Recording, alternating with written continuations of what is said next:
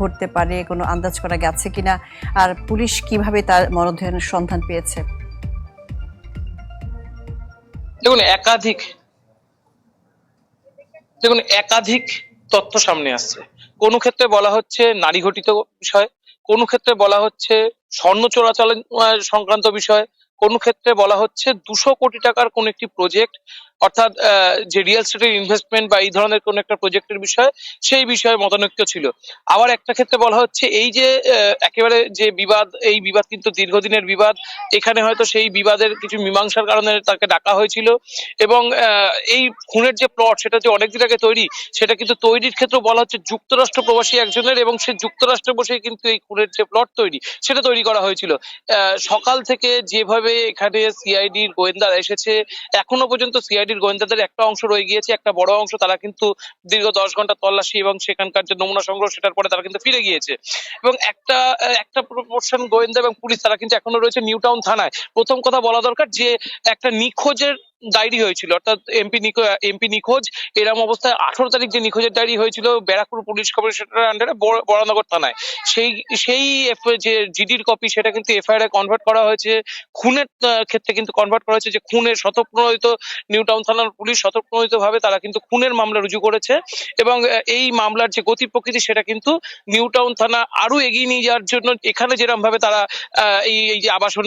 সেই আবাসনে যেরকম ভাবে তারা সেখানকার সমস্ত নমুনা সংগ্রহ করেছে, পাশাপাশি এখান থেকে বেরিয়ে গিয়ে নিউ টাউন থানার সামনে যে গাড়িটি বাজেয়াপ্ত করেছে লাল রঙের একটি মারুতি সুইফট ডিজায়ার গাড়ি, সেই ডিজায়ার গাড়ি যেটি বলা হচ্ছে একটি প্রাইভেট গাড়ি, কেউ কেউ কোনো ক্ষেত্রে বলা হচ্ছে এমপি ভাড়া নিয়েছিলেন, কোনো ক্ষেত্রে বলা হচ্ছে এমপি যখনই কলকাতায় আসতেন সেই গাড়িতেই চড়তেন মালিকের সাথে সুসম্পর্কের সুবাদে। সেই মালিককেও কিন্তু জিজ্ঞাসাবাদ করা হয়েছে, কিন্তু সেই মালিকের থেকে পর্যাপ্ত পরিমাণে কোনো তথ্য সংবাদ মাধ্যম পাইনি, তবে পুলিশের কাছে বেশ কিছু তথ্য আছে। আবার একটি কথা বলার, যে সকাল থেকে যেরকম আমরা বলে আসছিলাম যে দেহাংশ এখনো পর্যন্ত পাওয়া যায়নি, দেহাবশেষ পাওয়া যায়নি, বেশ কিছু ব্লাড স্টেন পাওয়া গিয়েছে, কিন্তু সাম্প্রতিক কিছু সময় আগে একটি ছবি কিন্তু পাওয়া গিয়েছে সিআইডির তরফে, যেখানে কিন্তু দেখা গিয়েছে এমপি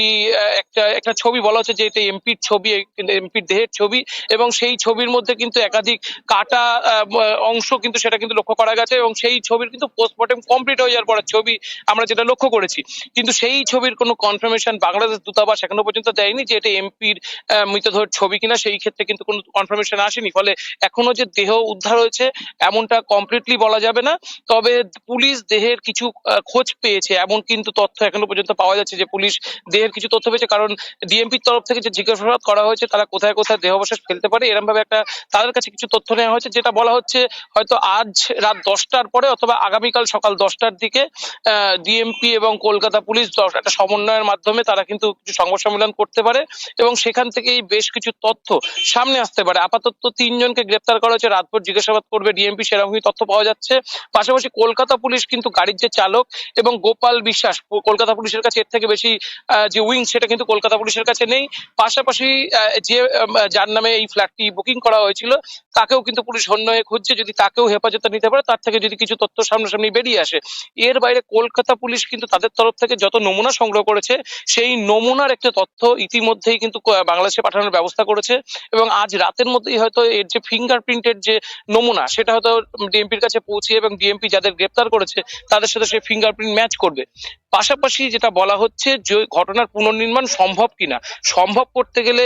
তাদের অপরাধীদের যদি ভারতে ফিরিয়ে আনা হয় সেক্ষেত্রে কিন্তু ভারতের আইনে তাদের বিচার প্রক্রিয়া শুরু হবে কিনা, দুদেশের স্বরাষ্ট্রমন্ত্রক ঠিক কোন প্রক্রিয়ায় এই বিচার প্রক্রিয়া এগিয়ে নিয়ে যাবে সেটা কিন্তু নজরে রাখার বিষয় রয়েছে। জি শুভজিৎ, আপনাকে ধন্যবাদ। ভারতীয় কলকাতায় নৃশংসভাবে খুন হয়েছেন ঝিনাইদহ 4 আসনের সংসদ সদস্য আনারুল আজিম আনার, এই নিয়ে জানাচ্ছিলেন কলকাতা থেকে শুভজিৎ পুতুতুণ্ড।